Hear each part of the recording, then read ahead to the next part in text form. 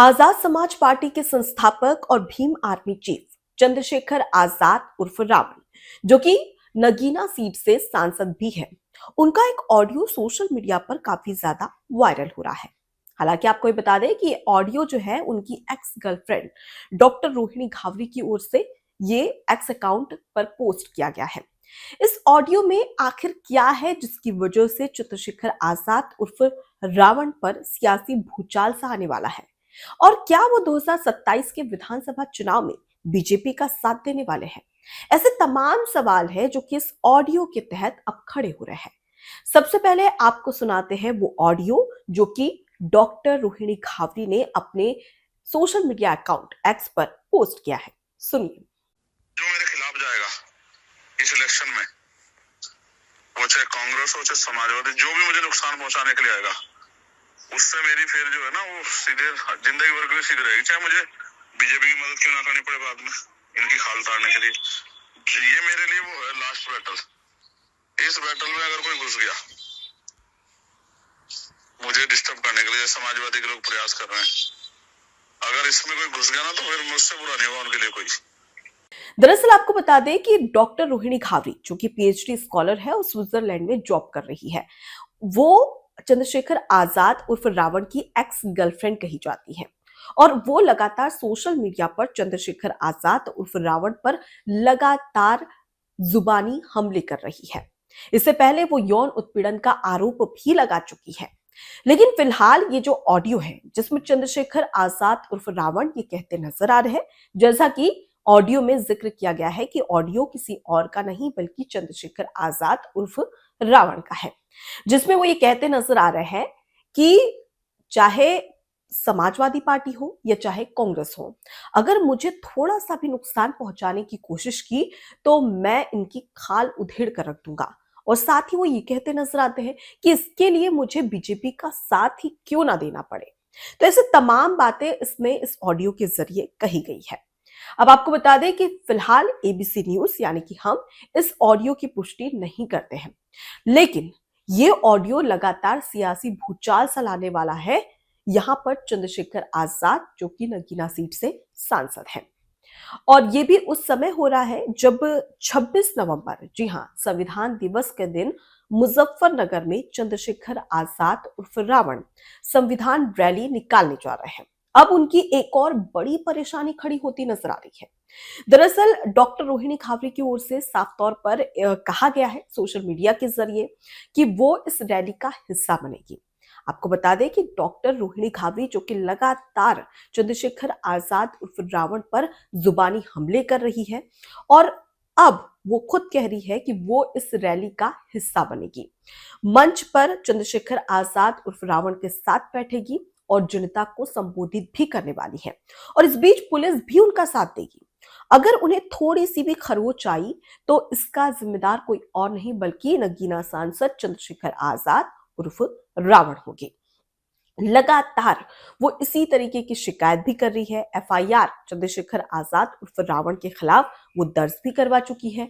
यौन शोषण का, यौन उत्पीड़न का आरोप भी चंद्रशेखर आजाद उर्फ रावण पर लगा चुकी है।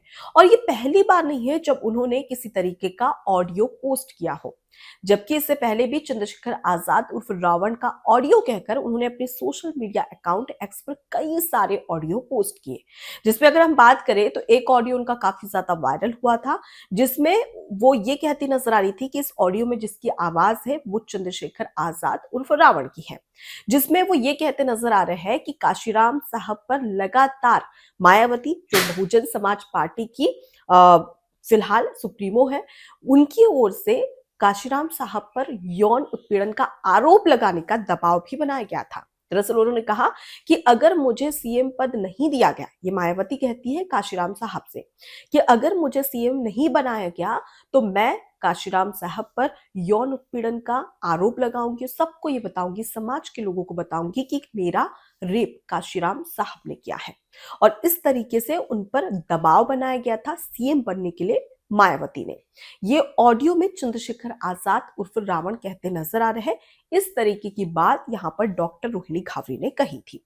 वो ऑडियो भी काफी ज्यादा वायरल हुआ था। हालांकि उस ऑडियो की भी पुष्टि एबीसी न्यूज यानी कि हम नहीं करते हैं। लेकिन फिलहाल लगातार सोशल मीडिया के साथ ही साथ जो मेन स्ट्रीम मीडिया है उसमें भी ये खबरें निकलकर सामने आ रही है। अब ऐसे में कहीं ना कहीं चंद्रशेखर आजाद उर्फ रावण की मुसीबत बढ़ सकती है, क्योंकि आने वाले समय में 2027 में उत्तर प्रदेश में चुनाव है। दरअसल आपको बता दें कि इंदौर की रहने वाली डॉक्टर रोहिणी घावरी, जो कि स्विट्जरलैंड में अपनी पढ़ाई करती है और उसके बाद वहीं पर जॉब कर रही है।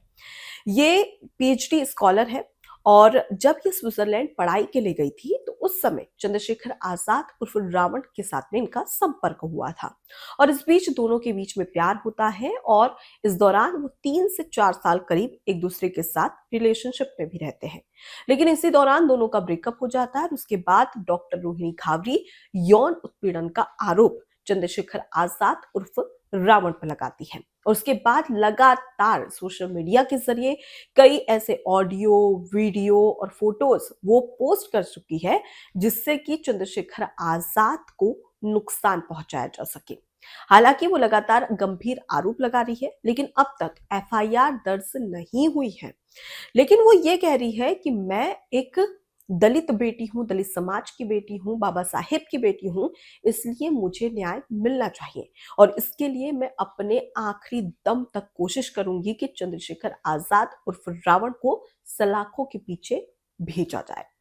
तो फिलहाल ये जो ऑडियो सामने आया है इसे लेकर अब चंद्रशेखर आजाद उर्फ रावण की परेशानी बढ़ सकती है। कैसे? दरअसल चंद्रशेखर आजाद उर्फ रावण, जो कि 2027 के विधानसभा चुनाव में आजाद समाज पार्टी के तहत पूरी ताकत झोंकने वाले हैं और इसी के तहत वो संविधान रैली 26 नवंबर को निकालने जा रहे हैं।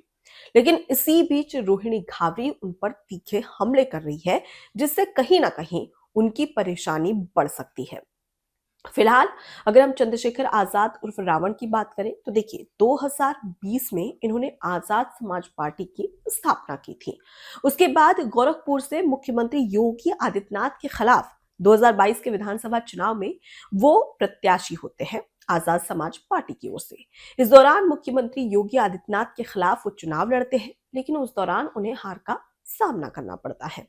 फिर 2024 का लोकसभा चुनाव आता है, जहां पर उत्तर प्रदेश के नगीना सीट से वो आजाद समाज पार्टी के तहत प्रत्याशी होते हैं और वो जीत हासिल करते हैं। सबसे चौंकाने वाली बात है कि कांग्रेस, भारतीय जनता पार्टी और समाजवादी पार्टी सबको नकार कर वहां की जनता आजाद समाज पार्टी यानी कि चंद्रशेखर आजाद उर्फ रावण को स्वीकार करती है, जिसके बाद वो सीट से चुनाव जीत जाते हैं। ये रिजल्ट सभी को चौंकाने वाला था। वो इसलिए क्योंकि एक पार्टी जो कि 2020 में ही बनी हुई है और वो अचानक से 2024 के लोकसभा चुनाव में नगीना सीट कांग्रेस से, सपा से, बीजेपी के हाथ से खींच लेती है, ये किसी को पच नहीं रहा था। लेकिन इस टाइम कहा जाता है कि जो आजाद समाज पार्टी है वो कहीं ना कहीं बीजेपी की बी टीम है और ये आरोप खुद डॉक्टर रोहिणी घावरी लगा चुकी है और इसलिए लगातार ये आरोप लगे हैं कि बहुजन समाज पार्टी का जो वोट बैंक है उसे साधने के लिए और उसके दो टुकड़े करने के लिए बीजेपी ने आजाद समाज पार्टी यानी कि चंद्रशेखर आजाद उर्फ रावण का सपोर्ट किया, जिसके चलते उन्हें नगीना सीट से जीत मिली। हालांकि ये सिर्फ आरोप लगाए जा रहे हैं, इस बीच में इसके पीछे कितनी सच्चाई है, कितना झूठ है, ये तो वो खुद ही बता सकते हैं। फिलहाल रोहिणी घावरी की अगर बात कर ली जाए तो देखिए ये इंदौर की रहने वाली है और इंदौर के बीमा अस्पताल में इनकी मां एक सफाई कर्मी का काम करती है। ये फिलहाल स्विट्जरलैंड में पढ़ाई कर रही थी और अब वहां पर वो जॉब भी कर रही है। PhD scholar doctor Rohini Ghavri, जो कि लंबे समय से चंद्रशेखर आजाद उर्फ रावण पर कई जुबानी हमले कर चुकी हैं और अब इस ऑडियो के बाद उनकी एक और परेशानी बढ़ जाएगी।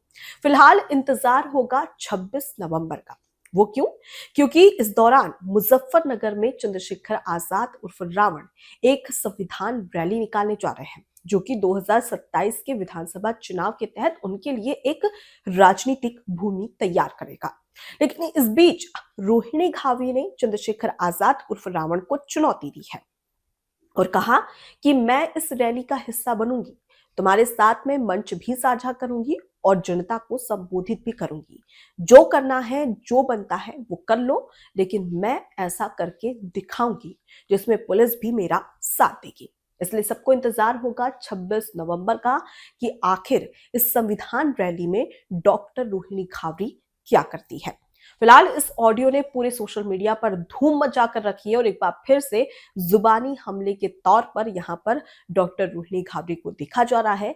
लेकिन आगे क्या यहाँ पर जो चंद्रशेखर आजाद उर्फ रावण है उनकी परेशानी बढ़ेगी या नहीं, और रोहिणी घावरी जो कि लगातार गंभीर आरोप लगा रही है, उससे क्या 2027 के विधानसभा चुनाव में थोड़ा बहुत भी असर देखने को मिल सकता है, क्या नुकसान हो सकता है आजाद समाज पार्टी को, ये एक बड़ा सवाल है। फिलहाल इस पूरी घटना को लेकर और इस ऑडियो को लेकर आपकी क्या राय है, सोशल मीडिया के जरिए और उसके साथ ही साथ फेसबुक और इंस्टाग्राम और उसके साथ ही यूट्यूब पर अपने कमेंट्स जरूर करिएगा। नमस्कार। एबीसी हिंदी न्यूज आज ही जुड़िए हर खबर के साथ